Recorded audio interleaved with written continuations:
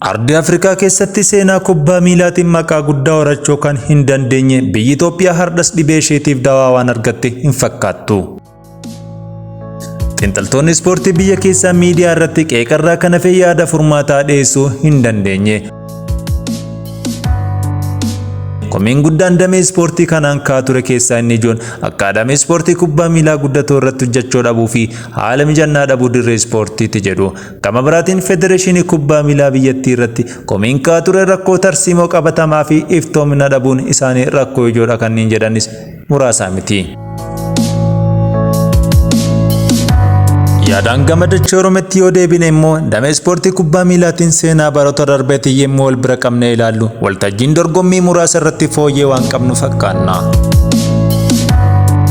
Keessumattuu waltajjii dorgommii kubbaa miilaa liigii olaanoo Itoophiyaa irratti dorgomtoonni ciccimoo waan dhalatan fakkaatu. Kilaba kubbaa miilaa magaalaa Shaggarii fi bulchiinsa magaalaa Nageellee Arsii kaasuun ni danda'ama.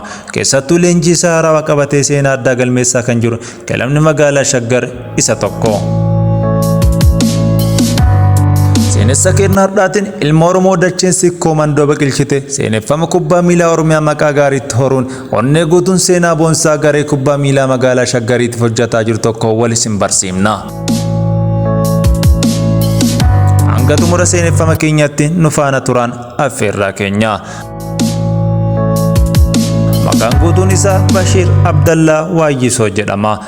Bara 1983 harmee isaa Aadde Aayyuu Daaluu fi abbaa isaa Obbo Abdallaa Waayyisuu irraa dhalate.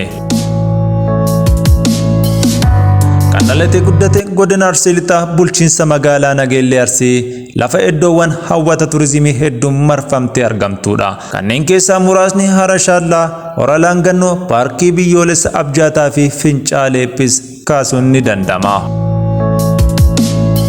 Erga gara leenjisummaatti dhufe namoonni baay'een gootummaa onnee isaatiin isa madaalanii leenjisaa kubbaa miilaa sadarkaa idil addunyaatti beekamu Joose Mooriinoo waliin wal isa fakkeessu.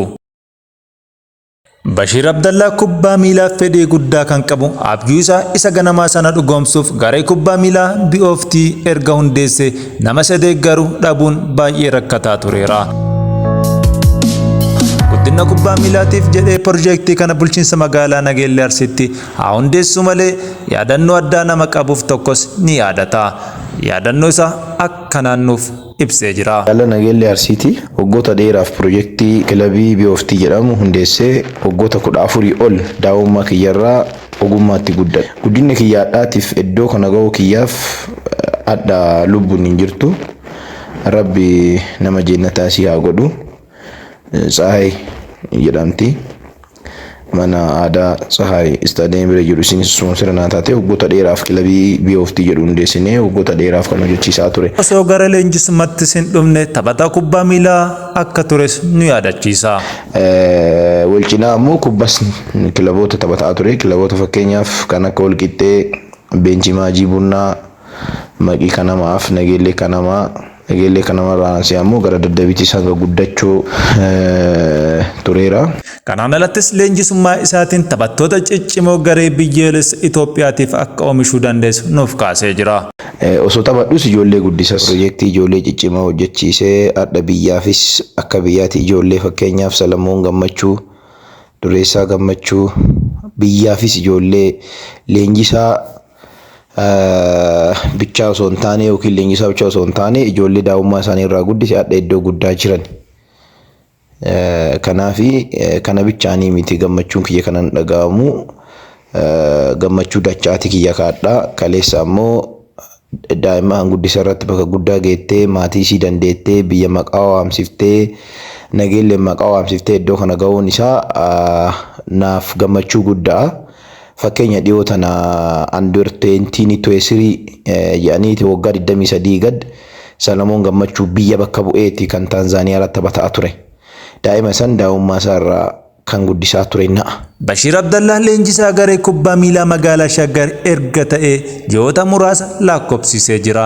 Turtii waggaa hin guunne kanatti gareen kubbaa miilaa magaalaa Shaggar seenaa hojjechuun dorgommii kubbaa miilaa liigii olaanoo Itoophiyaa keessatti garee dorgommaa dhabuun dursee Pirimeer Liigii Itoophiyaa bara 2018 hirmaachuuf of qopheessu ta'ee jira. Ajamtootaa fi hordoftoota fuula chaanaalii Gadaa Miidiyaa Saarviis seenaa leenjisaa Bashiir Abdallah kutaa tokkoffaa kan hangammaa dhageeffattanii kutaa lammaffaasaa qabanne hanga isinii dhiyaannuuf horaa bulaa deebanaa isiniin jenna.